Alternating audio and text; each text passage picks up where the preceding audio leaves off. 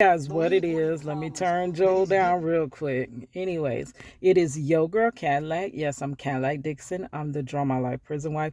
I'm the legally blind artist that is rapping and painting for justice, hoping to see justice before all fades to black. Yes, it's your girl Cadillac. Anyways, thank you for being here with your girl, riding with your girl Cadillac. Today is January the 9th. It is almost 4 p.m., girl. I am on my day off. So I'm trying to get as much content in. I'm sorry, I'm trying to find the correct lighting, but there's like this shadow on my face. Like, girl, I don't know. Anyways, so I'm trying to record as much content as I can today on my day off so that I can release it throughout the week. Yeah, so those days that I don't have much time to actually record and upload and all of that, I'll have a couple of contents, to release so that I can keep on my grind like girl. Okay, so anyways, today I wanted to tell you the story because y'all know that I found a new favorite YouTuber, Rajiva the Diva. I don't know the correct pronunciation, but eventually I will, because I'm gonna watch more and more. Her videos good, like for real. But y'all know that she was the one that was sentenced to 10 years in Florida DOC, and it was basically, and they got her there for substance trafficking or whatever. They had her there for that. But actually, she was saying how she never had anything to do with substances or whatever. But it was basically due to the boyfriend. She blames the relationship. She doesn't even really blame him for her time that she did in the Florida DOC and going down for that charge, whatever. Okay, so a lot of people were coming for her and stuff like that. So and one of the things that she said was that at 18, the decisions you would make at 18 are not the same decisions you would make at 30 plus. And that is true. That is true. A lot of the things, like a lot of people are saying you were just young and naive, which we've all been young and naive, like for real. But it be for the grace of God, her story could have been any of our stories. It's just God decided that that would be her story. You know what I'm saying? But I can easily have seen myself falling into those same shoes. Being around the wrong man can bring you all the way down. And that was one of the hardest things in my life, finding somebody that meant me any good, because like I say, y'all know I'm a rapper. And I had this little verse where I said, Nam meant me good. It's too many chickens in the hood. So all them men, they didn't mean me no good. They just basically looking at your little body that just developed, and they're looking at you like a piece of meat. Majority of the men, not all men. I will never say all. You know how people generalize and group everyone together and say all? I will never say all men, but a great deal of men just want you for what they can get from you, for your body, for your money, for your whatever.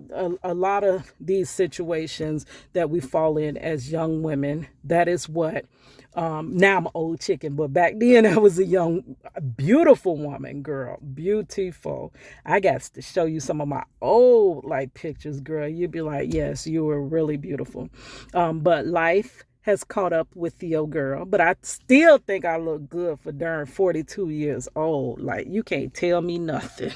But a lot of the guys that I met were the wrong guys. And it's basically this saying that the good girls like bad guys. And also basically that women pass up the good guys for the bad guys. And that is true.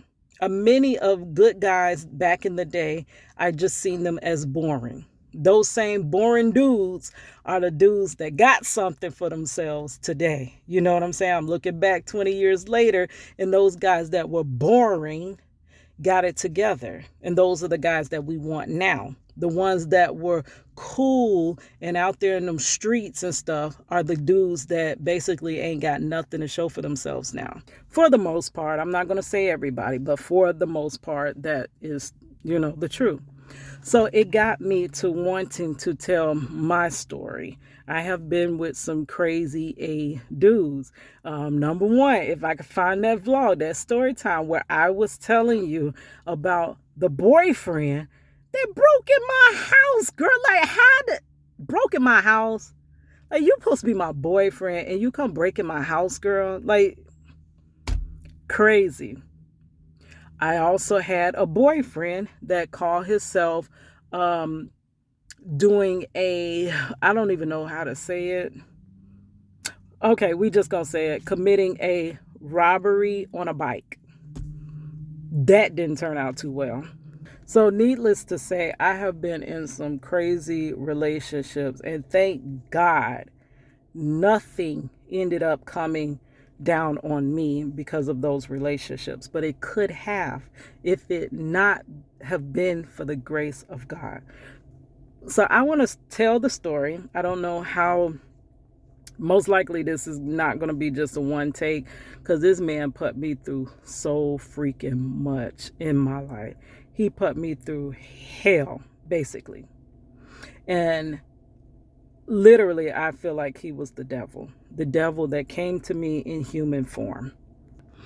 Okay, we are going to call him Low Down Dirty Shame. We cannot disclose his name, but we're going to call him Low Down Dirty Shame. And he actually had a tattoo saying that, Low Down Dirty Shame. Girl, let me tell you. Okay, so I met Shame in, I believe it was 2003. Okay, so in 2002, my husband, the love of my life, the one man that treated me right, he was not that bad boy. He was not the bad boy. And it's so ironic that he's the one that ends up in prison forever and a day. Marcello was like a little teddy bear. Marcello was not that street dude. He was not that at all. So which shows that you can get caught up. If he were a street dude, he would have knew how to get out of that ish and not be in no 40-year sentence. He would have knew the system, but he was not a street dude. However, I have been with some street dudes. So Marcello was a teddy bear. Love of my life. Just had a daughter. I had my daughter, and 2 months later, my husband was wrongfully arrested. By the time I was able to bond him out by myself. Nobody helped. No family. Nobody helped my butt out. It was just me. And I was the only one that ever helped and supported Marcello. So I was able to get him out on bond. He went back when our daughter was 9 months old. This sun just keeps changing. How am I going to do this video?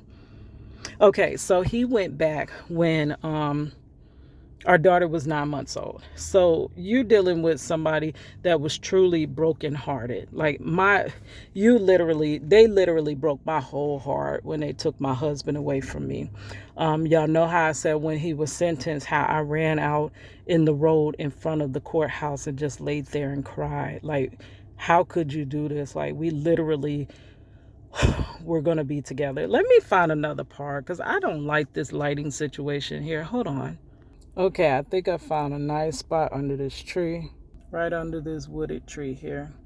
This tree is providing me all the shade I need, so I don't need y'all shade. Anyway, so back to the story. It was 2002 that I really lost the love of my life. My heart was completely broken, shattered. All the dreams of the family that I would have, I feel like the rug was just pulled from under me. right? So Marcello told me, I can't bring you through this. I cannot. See, y'all think that Marcello is just, this selfish dude, that how dare you have somebody put their life on hold for you. Number one, my life has continued. I have maintained, I have um, gotten several degrees. I have gotten several certificates. I raised our daughter alone. I pursued a rapping career. I have pursued an art career. I have done everything in my life. And I have also, unbeknownst to everyone, have also dated since his conviction. So he in no way has put my life on hold. Now, those factors as far as me having kids and stuff like that, yes. But my whole life is not on hold for him.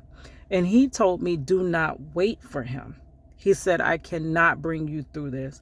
I cannot bring you through this. That I have to go through this on my own. But I couldn't bring it to I could not bring myself to just leave him in the time that he needed me, especially because he had no family there for him. He had no other support system but myself. So I couldn't see myself leaving him. And I claim to love him more than life. How am I going to leave him when he needs me?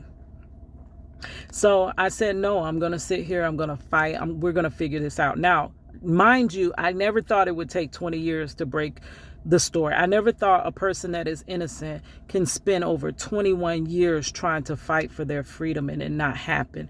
Because I too, just like everyone else, blindly believed in this justice system, and I knew that it worked the way that it was supposed to. Yeah, right, girl. I know better now. But people will battle you tooth and nail and tell you that it works, right? Anyways, so he told me to move on. So I really didn't want to move on, but also I was young. In 2003, I was 21 going on 23. 21 is usually the best time in your life. Most people can look back on 21 and be like, oh my gosh, I was giving my life, girl, that was so fun. And then, baby, 21 for me was one of the darkest times of my life. I had just lost my husband. I lost my family. All of our dreams were shattered. I was still young. I didn't know how I was going to raise our daughter alone. And I was going through a lot. Like, it was a lot that I was going through. I went through some of my most deepest, darkest depression at age 21. So to escape some of that, I wanted to casually date. Everyone's saying that, oh, Marcello can't be the man for you if he's in prison. There would be no way that he's for you. So I'm trying to accept the fact that he's in prison and I cannot have him. So let me, go out here, mingle and date, and possibly the person that is for me, I will find, right? So at that time, I was working at the super center. I had basically, y'all know, when Marcello went to prison, I felt like I went to my own prison, which was that super center. That job had a strong hold on me. And that job held me back in so many ways in my life. Right. So in 2002, really, I went to that super center.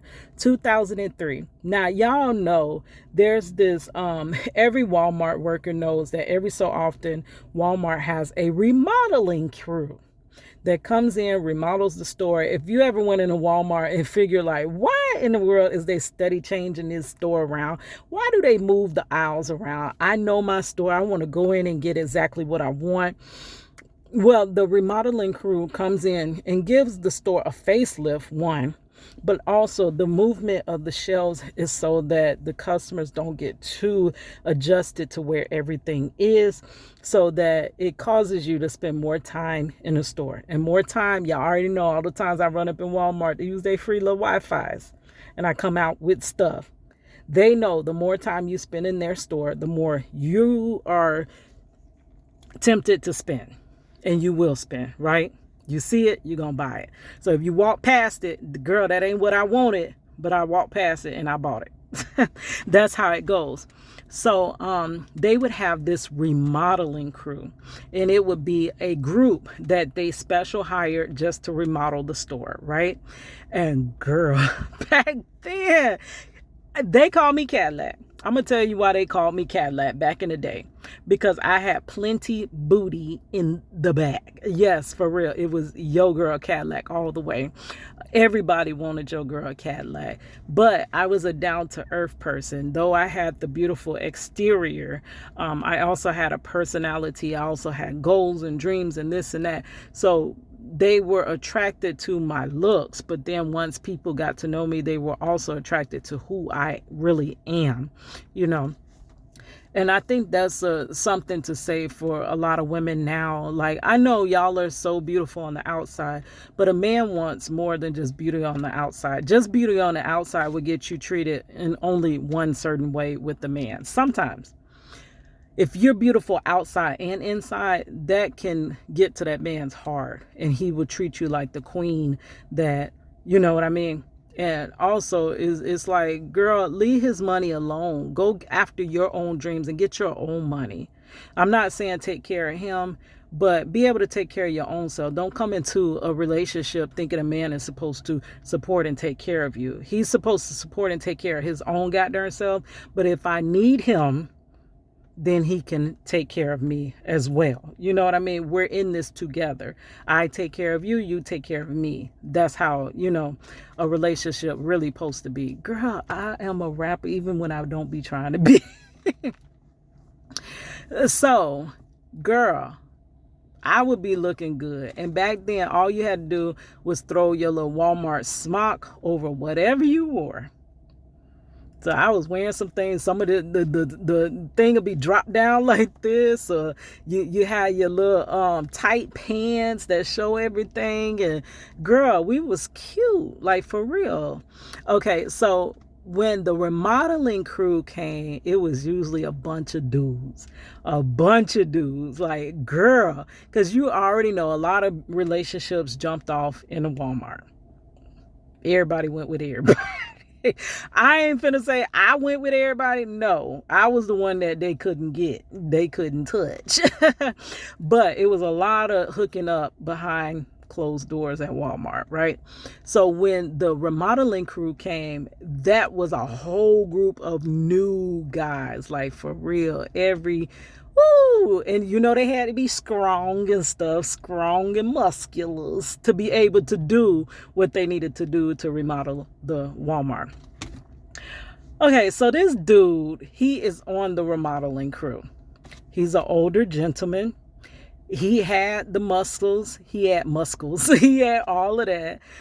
He was, in fact, I believe he was 35 at that time. I was only 21 going on 22. I was broken. And I don't know. I think when women are broken, men can sense that the woman is broken. So when I met him, I promise you, I thought he's the devil. I don't know why that thought came to my mind. But here comes this muscular 35-year-old, nice, clean-cut guy coming and talking to me. Back then, I would sit in, they had like this little restaurant area that would be closed off at night. I would sit there with my Bible and read my Bible and stuff like that. I was the goody two-shoes girl, I guess. I don't know. Like, I just always tried to be my best, the best that I could be, you know. So I'd be there sitting, reading my Bible. So he came in on some Bible type. Now, he's actually the second one that I met off of the remodeling crew. I got another whole different story, but he is the worst man ever in my life I ever met and dated. Okay, so he's like talking about the Bible and stuff like that. So I'm like, oh, for real? Like, you read your Bible? Oh my gosh, you're a Christian and this and that. So I'm thinking, okay. I'm thinking this is this good dude, right? And I don't know why. I am not a person that is in love with sex. We just gonna say that right now. There is no way I could have survived a 21-year prison sentence with my husband if I was all into sex like that. And y'all probably been wondering that, but girl, I'm not into sex like that. Even when I was a child, I believe I became sexually active at like 16. with my first boyfriend, which was the first love of my life, you know. And actually, he and Marcello seemed like very similar personalities, for real. They seem like the same people, the little goody guy that, you know, people tend to look over or whatever. But I never was the girl that liked having intercourse or anything like that. It was just too much for me. I wanted a relationship where we didn't have to do that all the time. But it came down to, with a relationship, it always ends up going down that road, right? So I was never the one that really wanted to have sex just to have sex. Most times I did it every now and then because I was like, girl, if I don't do it, this is how my young naive mind was thinking, girl, if I don't do it, he's gonna leave me. So I would, if the guy that I really wanted to be with, once that time came, I would go ahead and go through it, though I didn't really want to, you know. And there was so many guys that once I did end up getting pregnant, they were like, how you got pregnant? You don't do anything. They was like, you don't do nothing. It was many times they thought they were finna get something, but oh, little did they know, you ain't getting nothing over here. Little did they know. And it was like, how are you pregnant? Because you don't do anything, right? So that was the type of mentality. I always wanted to avoid sex, to be honest with you. And when I met shame, the first thing that came to my mind was sex. That is crazy. Why was that the first thought that came to my mind after the thought of he's the devil? He gotta be the devil. Okay, so anyways, he's sweet talking me, and he's like, oh, he reads his Bible, and he's in the church and this and that and stuff like that. He was clean cut. He was 35, so he was older, so he wasn't like a young dude with all these games and this and that. So, and he had a little nice job, like he was making money or whatever. So I'm thinking, okay, let's talk to the guy, whatever. Girl. So after that little new love phase where you think you just head over heels for this person, right? After that phase is when his true colors start to show. Girl, even at the Walmart, I'm supposed to say Super Center. Even at the Super Center, it was this one time he was like, he would cook for me or whatever. He was like, I'm gonna cook shrimp. And at that time, I could eat shrimp. I'm allergic now. He was like, I'm gonna cook shrimp. He literally showed me in his pants he had some shrimp that he done took. He was back there in the meat department taking their meats and their foods and stuff like that. And I'm like, that's when it started to show who he was, the type of guy he was. So I later found out that he was on substances. He was actually a junkie, and I did not know this. So to fast forward a little bit, when he got off of that remodeling team, they let him go. He no longer, some of the remodeling team, they would let them stay. They let him personally go. Not sure why or whatever. So it was one time that we ended up getting paid. And at the Walmart, girl, I keep saying their name, the Super Center. At the Super Center, back then, we could cash our checks on check day at one register. They would have one register open that we can cash our checks. So when you got off in the morning, you can go and do whatever you need to do, whether you needed to shop, whether you needed to go pay your bills, whatever. It was just one less thing. You didn't have to go by the bank. This is before direct deposit. This before really people using debit cards and all of that. So I would cash my check. He would cash his check. How about later, he'd be like, he ain't got no money. And I started noticing when we would go out to eat, at first it was different, but I started noticing that when we would go out to eat, I would always have to pay. Just like I made many rap songs about him. Every time we go out, why your girl here had to pay? He would always say, hey Hey, baby girl, let me hold some. But when he get paid, he would act like he ain't owe me nothing. Yes. Every time we went out, I had to pay. I'm like, girl, like, why am I paying for everything?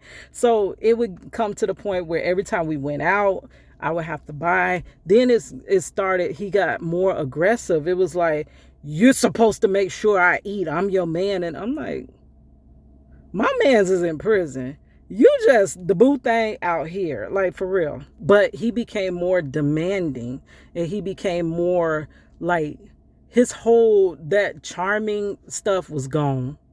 It was I had to buy everything. I had to provide everything. He drank. I'm not a drinker. I had to buy his drinks. I'm like, oh my God, like I'm going broke. Like I have my own stuff to deal with. And let me tell you, when you do meet that man that is the devil for you, you will you'll be on a certain level. And once they leave, he would have brought you several levels down.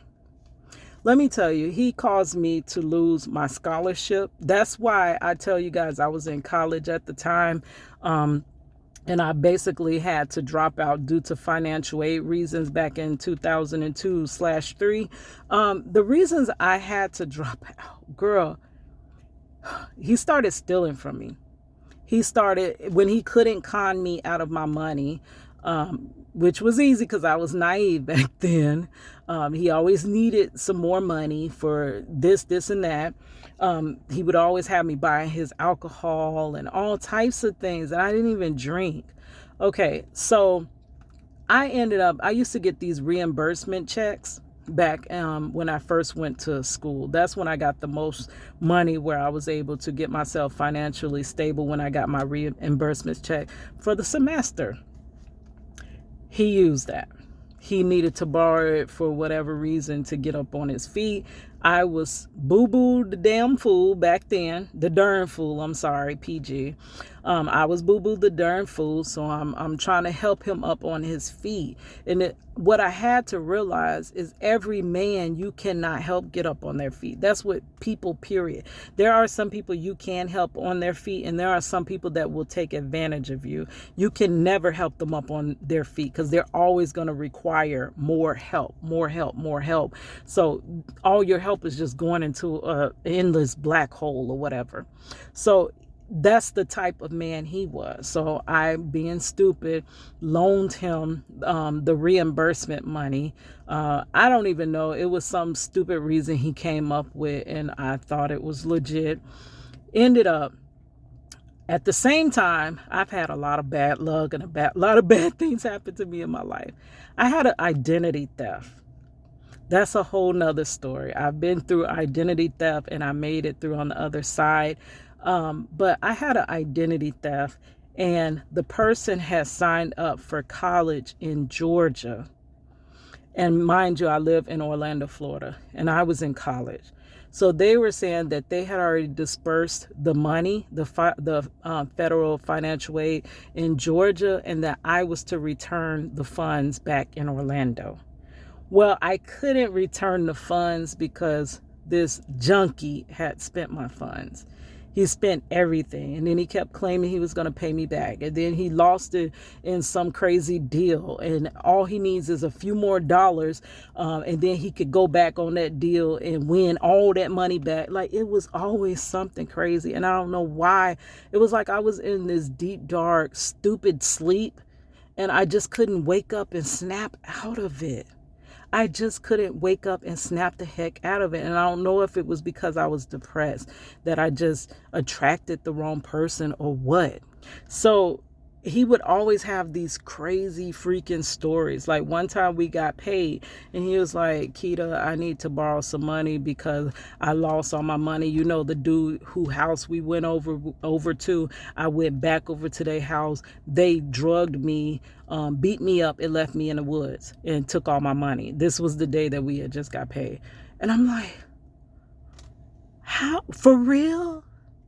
How? Oh my gosh. Crazy. Oh my gosh. Like, what do you need? What can I do? Like, girl, if I could go back, slap myself. So he was like, I only need such and such dollars, which was basically most of my whole check, right? So I gave him that, and he was like, oh yeah, I'll win it back. And he would lose that. So it got to the point where I no longer was finna lend him no money. He got to the point where he started stealing from me. I would work overnight, and I would be so freaking tired that literally it was times that I was trying to drive home that I would fall asleep. It was times that I would just fall asleep on a drop of a dime. So I took him somewhere, and he went into some apartments, right? Now I was old school back then. My grandmama taught me keep your monies in your little bosoms and stuff. So everybody knew, kept my little monies in my bosoms, and I had a little special spot in my car back then. I don't do no crazy ish like that. We don't even carry money on us like that no more. But I had a little spot in my car that I would keep extra money, right? That he ended up knowing about. So I fell asleep as he goes. We got off of work. I fell asleep as he goes into an apartment complex. I wake up hours later. I'm like, I used to just lay my seat back, like anywhere I was basically, and catch a nap. Like that's how I had to make it through, being a single mother, trying to go to school, this and that. So I wake up.